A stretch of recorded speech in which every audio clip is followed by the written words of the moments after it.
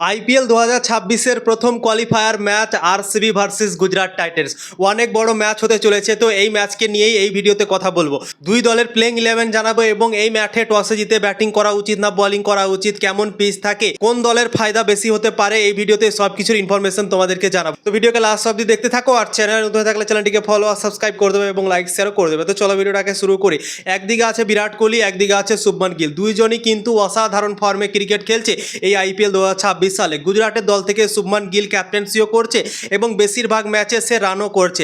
Last দুটো ম্যাচে দুটোতেই 50 করেছে শুভমান গিল এবং অসাধারণ ক্রিকেট খেলেছে। কেকেআরের বিরুদ্ধে হাফ সেঞ্চুরি করেছিল, তারপরের ম্যাচটা চেন্নাই সুপার কিংসের বিপক্ষে খেললো, সেখানেও 50 রান মতো করেছিল শুভমান গিল।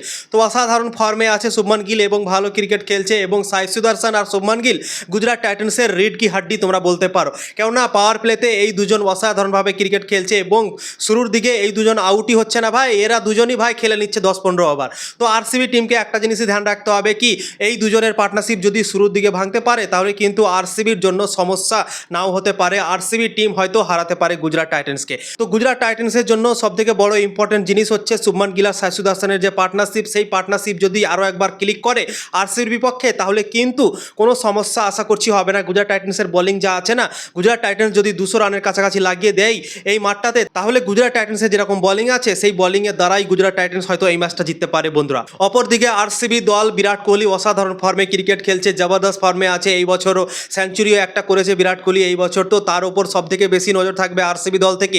সে যদি রান করে তাহলে কিন্তু আরসিবি দল ম্যাচ জিততে পারে, গুজরাট টাইটান্সকে হারাতে পারে বন্ধুরা। তো আরসিবির ওপেনিং জুটি এই বছর খুব একটা ভালো খেলতে পারেনি। ফিল সল্ট চলে গিয়েছিল চোটের জন্য এবং আবার ফিরে এসেছে ফিল সল্ট। তো ফিল সল্ট যদি এই ম্যাচটাতে খেলে তাহলে কিন্তু ভেঙ্কটেশ আয়ারের জায়গায় খেলতে পারে। এর আগের ম্যাচটা ভেঙ্কটেশ আয়ার খেলেছিল, ওপেন করেছিল এবং ভালোই খেলেছিল, সে 44 রান মতো করেছিল।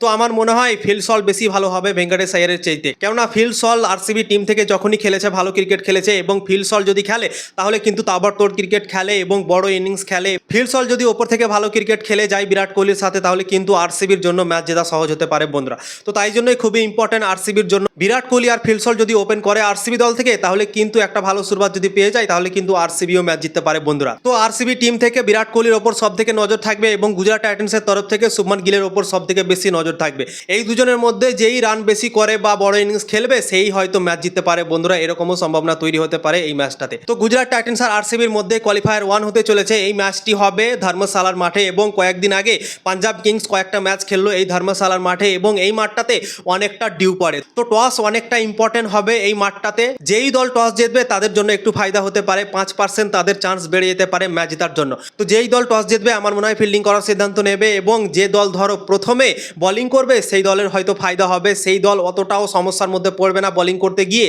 কিন্তু যে দল ধরো লাস্টের দিকে বল করবে সেই দলের জন্য সমস্যা হতে চলেছে, কেননা এর আগে কয়েকটা ম্যাচ পাঞ্জাব কিংস খেললো, সেখানে অনেকগুলো ডিউ এসেছিল এবং তাই জন্যই পাঞ্জাব কিংস 200-র ওপরে রান করার পরেও সেই ম্যাচগুলো ডিফেন্ড করতে পারেনি, হেরে গিয়েছিল বন্ধুরা। তো তাই জন্যই টস খুবই ইম্পর্টেন্ট। যেই দল টস জিতবে সেই দলের কিন্তু হালকা এজ থাকবে এবং 5% আমার মনে হয় এগিয়ে যাবে এই ম্যাচটাতে বন্ধুরা। তো এবার তোমাদেরকে দুই দলের প্লেইং 11টা জানিয়ে দিচ্ছি। গুজরাট টাইটান্সের প্লেইং 11 তোমরা এখানে দেখতে পাচ্ছ। এই প্লেইং 11টাই গুজরাট টাইটান্স আমার মনে হয় খেলাবে, কোনো পরিবর্তন করবে না। এই প্লেইং 11টা চেন্নাই সুপার কিংসের বিপক্ষে গুজরাট টাইটান্স খেলিয়েছিল। তো এই প্লেইং 11টাকে নিয়ে ছেড়ছাড় আমার তো মনে হয় না কি করবে, কোনো পরিবর্তন করার দরকার আছে।